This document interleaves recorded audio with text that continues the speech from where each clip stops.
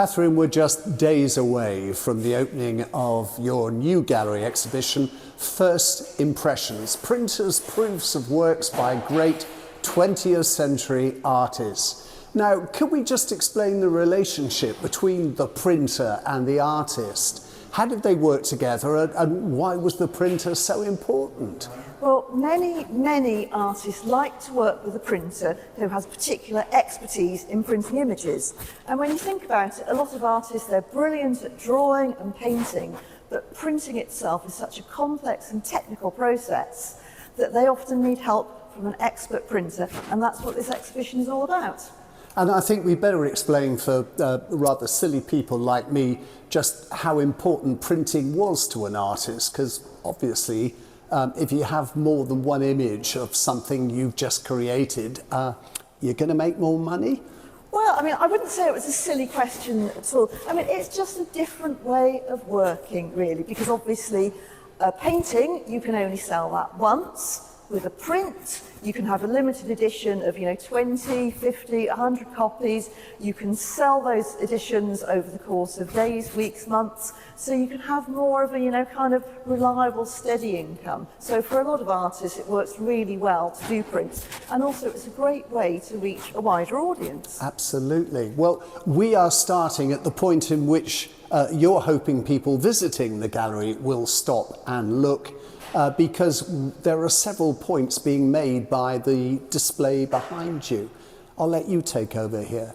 Yeah, well, the thing that I wanted to show with these pictures here is, I mean, often we go to art galleries and everything looks beautiful and effortless and like it just happens, but part of the point of this exhibition is to show the work and the experimentation that goes into producing prints. So we start here with two different versions of a portrait of Leigh Bowery by Lucian Freud. At first glance, they're the same, but you look more closely and you'll see that there's changes. For example, one is blacker than the other because it's been printed differently with mooring. One at the bottom certainly blacker than the one at the top. Yeah, and if you look at the figure's shoulder, which apparently was something that Lucian Freud really struggled to get right, on the top one, the shoulder has one sort of crease in it, and in the bottom image, there's two creases. Now, this might sound like a really, kind of tiny, geeky, trivial thing. It's like spot the difference. It's like spot the difference, and it just shows the trouble that the artist would go to get the perfect image. And then here, we've got screen print, something a little bit different, because it's a screen print, it's a coloured image, and we've got a bright pink sky on this amazing image of this horse falling.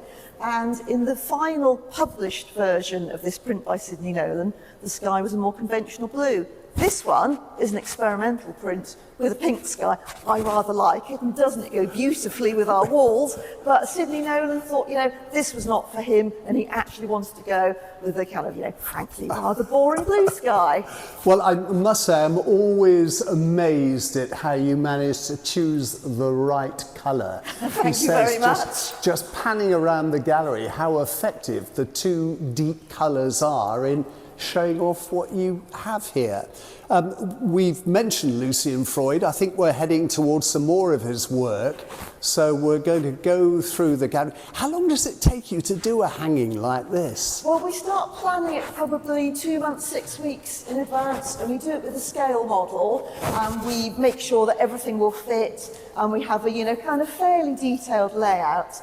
This week we've had to do a little tiny bit of tweaking of the plans, but actually it comes together quite nicely. Right, a wall of Lucian Freud. Yeah, I mean, it's absolutely wonderful to have so many Lucian Freud prints in the exhibition. And, he's such a famous artist, such an important artist, and sort of perfect timing. Here we've got his wonderful portrait of Leigh Bowery, and of course, as I'm sure everybody knows, there's a fantastic Leigh Bowery exhibition on at Tate Modern at the moment, so it's nice to be able to do something so topical. That's gorgeous. And we've got Bridget Riley. Yeah, wonderful op-art images by Bridget Riley that, kind of make your eyes feel a bit strange. They're quite unsettling images, but they're absolutely wonderful. They're gorgeous. And you've mentioned screen printing. And yes. The other artist that I enjoy looking at his work is Peter Blake. I can remember a couple of years ago, he was actually here Yes. in this gallery because my husband actually met him, which was quite something, as Darren teaches art. But if we head down over to this side of the gallery where we've got some very good examples of screen printing, and these are all Peter Blake's? Yes, so these are works by Peter Blake. They're illustrations for the story Alice Through the Looking Glass. Fantastic. He originally produced them as watercolours, and people liked them so much that he decided to do them as screen prints. And I mean, they actually look just like watercolours, and that's just because of the huge amount of skill of the printer who created these images. Because images like this, basically the colours get printed one at a time. So there's layer upon layer upon layer of ink in these. And you know, they're so beautiful and so perfect and so effortless, but actually a huge amount of work would have gone into producing them. And you were telling me these were actually done while he was living at Wellow? Yes, that was part of his sort of ruralist phase when he had young children. So he was doing things that more, you know, kind of literature-based, tradition-based, and so on. So yes, the Alice Through the Looking Glass pictures were very much the kind of thing that he was doing at that time. The man famous, well, for our generation, well, my generation, for creating the album cover for Sgt. Pepper. Yes, I mean, that's probably his most famous work. And we have another Beatles connection over here, which is this fantastic print by Richard Hamilton. It's called Release. A lot of people will recognise this because it's Jagger. It's Mick Jagger and his friend Groovy Bob, who was an art dealer. Just been arrested for drugs, I think. Yes, arrested for possession of drugs. The thing that I only discovered quite recently was that whereas Peter Blake designed the Sgt. Pepper album cover, Richard Hamilton, the creator of this print, designed the cover of the Beatles' White Album.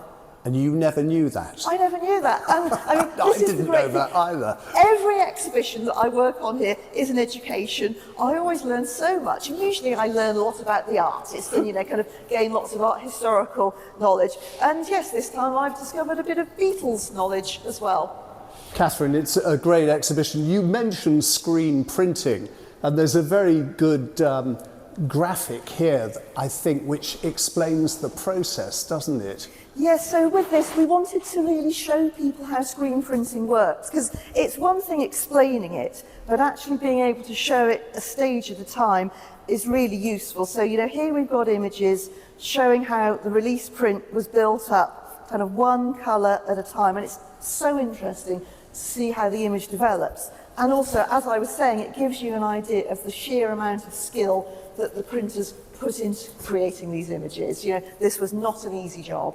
Where are we with printing now, Catherine? Are we still talking about a manual and lengthy process, or, Yes. or has the computer taken over? Well, I mean, the prints in this exhibition, they're all at least 20 years old. These screen prints are from around about 1970, 1972. And yeah, back then, the technology was very different from what it is now. But, you know, even nowadays, there's all sorts of artists producing absolutely wonderfully skilled prints. Thank you very much indeed. I've taken lots of images. People must come and see it. But having spoken to you, thank you very much indeed. I'm really excited to be able to go upstairs and get a sneak preview of the upper gallery, which is also opening on May the 2nd. It is, and we're all very excited about that. Well, I'm really excited. I've come up the stairs. The doors are open to the upper gallery, and by golly, it's full of art again. The last time I came up here, there were people actually sanding the floor. Well, Jim, you've done an excellent job of putting things back together again. How long did it take you to do that? So in terms of actually putting everything back on the walls, it's been a few weeks, a good four or so weeks. And, you know, we're still putting things together, so we've got captions put on and things like that. So it's been a long process, and we're just thrilled to have it back, really. I bet you are. Yeah. Before we go any further, I think I'll point the camera up, because the whole reason the gallery was closed was contractors working on the roof to seal the leaks that were affecting this place. And they look like brand new Venetian blinds up there too. Yeah, so the blinds, they're automatic blinds, so they open and shut depending on the light levels outside. They're all new. You know, it's completely overhauled up there, and as you say, no more leaks. That's the main thing. That's the reason we closed. You know, we want to have a controlled environment in here for the paintings. Well, I'm not going to make you go through every work of art that's on display, but I have noticed coming in through the door, over in this corner, we're all getting very excited this year because it's the 200th and 50th anniversary of Jane Austen's birth. But look at this, J.M.W. Turner is also celebrating 250 years since he was born.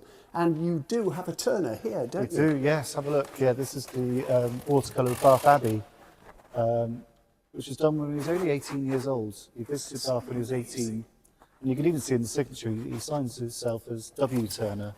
He was nearly known as William Turner in those days. Wow. The JMW came later. Well, that's amazing, and I'm glad he's getting due recognition. Having a closed gallery also gave you an opportunity to do a bit of housework, and this wonderful portrait of King Henry VIII, I think I'm right in saying he's looking a lot brighter than he was when he was originally hung on these walls. You're absolutely right. Yeah, no, there's been some painstaking conservation work done on him. At some point in the Victorian period, someone painted all over him. And you can see his doublet here in the middle. There's this lovely gold leaf, and all of this was covered in gold paint. That's gorgeous. And yeah, the Conservatives have managed to strip back all the sort of modern paint to reveal the original.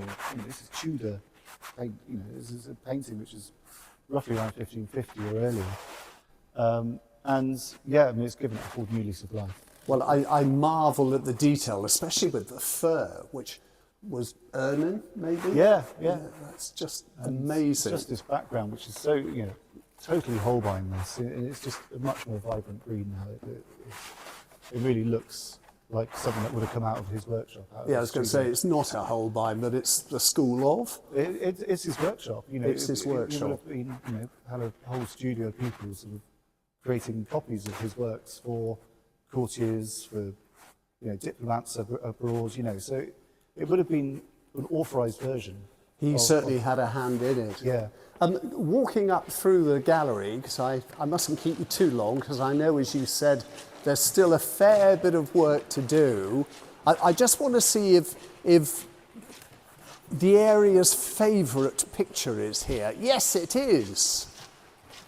I'm sure there was a vote, was there not? And the geese, of course, the labels are not up, so you'll have to tell me.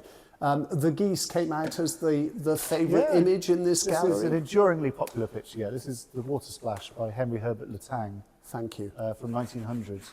And yeah, people flock to see it, I should say. Yeah, or gaggle, or... yes, it's a very popular picture. And you were pointing out this little fellow, the dog. Yeah. There's a story behind him. He's also a favourite, isn't he? Yeah, so this is Pilu, who's a counting dog. He could count, he could do mathematics, and he'd tap his paw to give out answers to sums. A performing dog? Yeah. Who sadly came to a rather grisly end. A few months after this picture, which was in 1910, he was run over by a tram in Pisa. So there is a sort of tragic side to the picture, and that it's the last painting of him. Oh, little Pilu. Well, it's looking absolutely wonderful. And am I noticing more attention being given to younger gallery goers? Yeah, so the middle of the room here is given over to families, and we've got this new art station here, the Art Explorers area, where you can get dressed up, you can read, there's little activities. We've got these wonderful little sort of tiles where you can make your own artwork just by stepping. Oh, I can see the adults playing with that just as much as the youngsters. So that's good, you know, a little area devoted to families, but we've got, of course, the learning space as well, the modelling room, which is just through the not-so-secret door at the end there. And that means we can, you know, really expand our sort of learning programme and, you know, encourage more schools, more community groups to come into the gallery. So we'll be hearing a lot more about that Yes, in the absolutely, future. yes. I mean, that's another sort of opportunity that arose from doing all this work, of course, is that it gave us the time to put in the modelling room as well. So, you know, it's fantastic. It really gives us a whole lot more scope to do things as well. Now, I also must point out that entry to the upper gallery, to this gallery, is free for everyone. Absolutely everyone, You've got to pay for the exhibition downstairs, but of course, if you're a Discovery card holder, you can get in there for free too. But the other thing I wanted to mention, because you told me not to forget to mention it, is the fact on reopening day, May the 2nd, Yes. This place, like a lot of museums and galleries in this city, depends a lot on the volunteers who come here and give time and effort. And they're going to be pretty busy, aren't they, on May the 2nd? Yeah, so Friday, May the 2nd is our opening day, and throughout the day, on the hour, our volunteers will be doing talks about some of their favourite pictures around the gallery. And it's not the usual suspects. You know, they've picked out some really interesting pictures with fascinating stories about them, and they're really well researched. So I'd heartily recommend coming in and listening to them. I don't think they're very long, I think they're sort of half an hour each, but they'll be really good to come and listen to. Well, I think it's the sort of day where you bring a packed lunch and you stay here all day. Yeah. Don't eat your food in the gallery, though. Absolutely not. Jim, you must be very pleased. How are you feeling now? So close to reopening. Yeah, it all. I think there'll be a lot of relief, but I'm just thrilled to have it open. You know, like everyone else, I love this place and I'm just thrilled to see it open.